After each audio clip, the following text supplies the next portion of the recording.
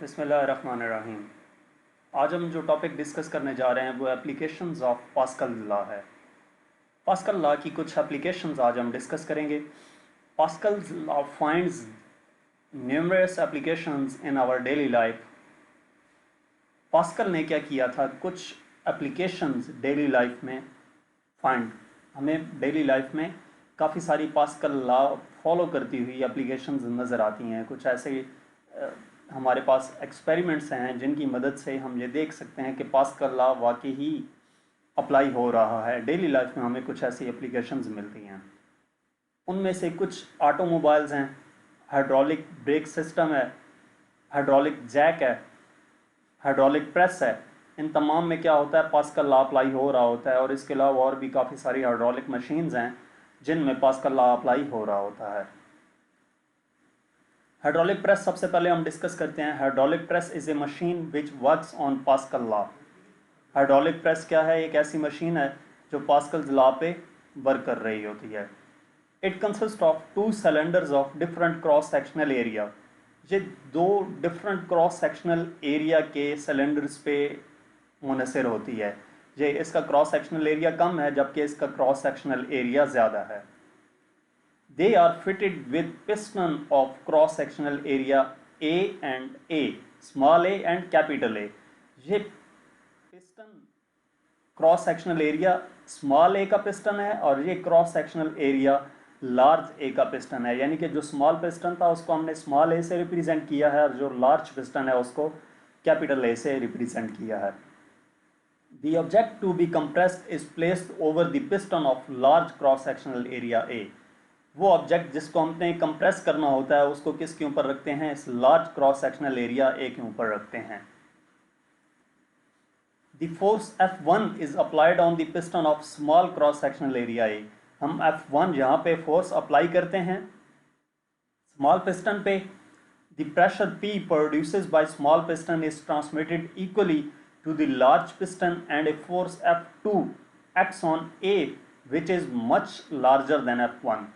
तो ये जो हमने यहाँ से फोर्स अप्लाई की थी, जो प्रेशर यहाँ से एक्सर्ट हुआ वो क्या करेगा, ऑल डायरेक्शंस में इक्वली अप्लाई होता है। तो वो इस पिस्टन लार्ज एरिया वाले पिस्टन पे भी अप्लाई होगा। तो इस लार्ज एरिया वाले पिस्टन पे नीचे से ऊपर की तरफ एक फोर्स F2 अप्लाई होगी जो F1 से काफ़ी ज़्यादा होगी। तो अब हम क्या करते हैं, इसको प्रूव करते हैं। Pressure on piston of small area a is given by P equal to F1 over a. Force F1 apply हो रही है, एरिया स्मॉल ए है, तो प्रेशर किसकी इक्वल होगा? F1 over a. Apply Pascal's law, the pressure on the large piston of area A will be the same on small piston. तो जो large area पे हमारे पास जो प्रेशर होगा वो किसकी इक्वल होगा? P equal to F2 over capital A. क्योंकि इस पे जो फोर्स अप्लाई हो रही है वो F2 है और जो इसका एरिया है, सरफेस एरिया, वो कैपिटल ए है। तो P equal to F2 over capital A है। यहाँ पे हमने इन दोनों क्वेश्चंस को अगर ऑब्जर्व करें तो F1 है और F2 है, स्मॉल ए है और कैपिटल ए है, लेकिन प्रेशर सेम रखा है।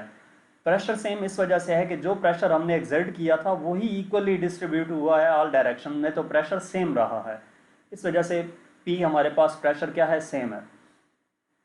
कंपेयरिंग दी अबव इक्वेशंस, जब इन दोनों इक्वेशंस को हम कंपेयर करते हैं तो हमारे पास जो इक्वेशन आती है वो क्या आ जाती है? F2 over a equal to F1 over a. यहाँ से जो F2 है वो किसकी इक्वल आ जाती है? ए ये उधर जाके मल्टीप्लाई होगा, बाकी F1 ओवर ए इसी तरह आ जाएगा।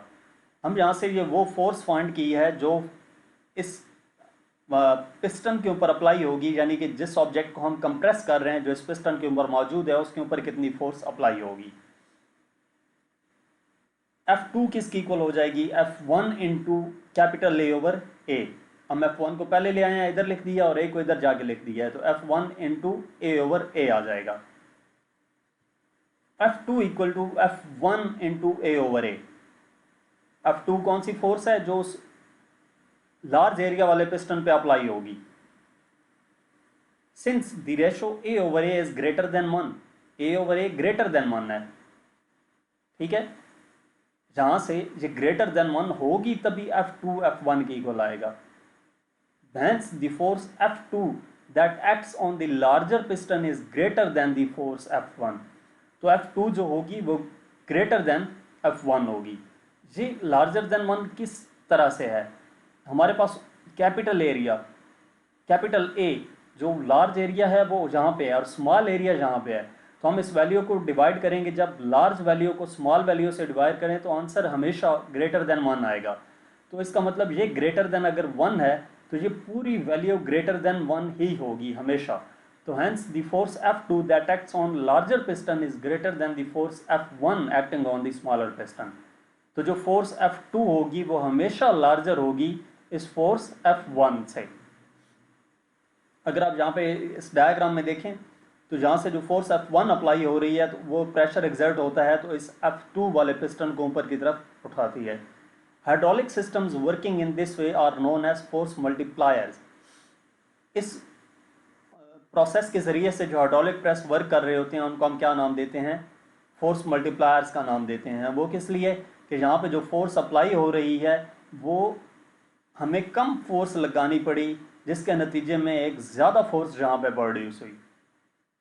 तो इस वजह से इसको क्या कहते हैं? फोर्स मल्टीप्लायर्स कहते हैं। यानी कि जहाँ पे जो फोर्स अप्लाई हुई वो मल्टीप्लाई होकर हमारे पास जहाँ पे काफ़ी ज़्यादा फोर्स अप्लाई होती है। ये सिस्टम आपने सर्विस स्टेशंस पे देखा होगा, जहाँ पे कार वॉश की जाती है। वहाँ पे कार को एक स्पेसिफिक एरिया के ऊपर जब उसको पुट करते हैं और वो वॉल्व ओपन करते हैं तो वो बेसिकली फोर्स अप्लाई हो रही होती है स्मॉल पिस्टन के ज़रिए से, जिसके नतीजे में वो इतनी हैवी कार बिल्कुल ऊपर की तरफ उठ जाती है। तो वो इसी पास्कल लॉ की प्रैक्टिकल एग्जांपल है। इसके बाद हम ब्रेकिंग सिस्टम को डिफाइन करने जा रहे हैं। ब्रेकिंग सिस्टम इन व्हीकल्स, उसमें कैसे पास्कल लॉ अप्लाई हो रहा होता है। The braking system of cars, buses etcetera also work on Pascal's law.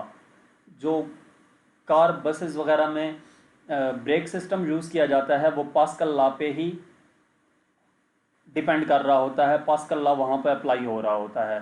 The hydraulic brakes allow equal pressure to be transmitted throughout the liquid. जो hydraulic brakes होती हैं वो क्या करती हैं? अलाउ करती हैं इक्वल प्रेशर के वो ट्रांसमिट हो थ्रू आउट द लिक्विड। इसको नेक्स्ट स्लाइड में डिटेल से समझाता हूँ। When brake pedal is pushed, it exerts a force on the master cylinder which increases the liquid pressure in it. जब क्या किया जाता है, इस ब्रेक को पुश करते हैं हम, ब्रेक पैडल को पुश करते हैं पाँव के ज़रिए से, तो वो क्या करता है? प्रेशर एक्सर्ट करता है किस पे? इस मास्टर सिलेंडर पे, जिसकी वजह से जो प्रेशर होता है लिक्विड का वो इंक्रीज कर जाता है। ये येलो कलर में लिक्विड मौजूद है। The liquid pressure is transmitted equally through the liquid in the metal pipes to all the pistons of other cylinders. तो ये जो प्रेशर है वो तमाम डायरेक्शंस में इक्वली एक्सर्ट होता है।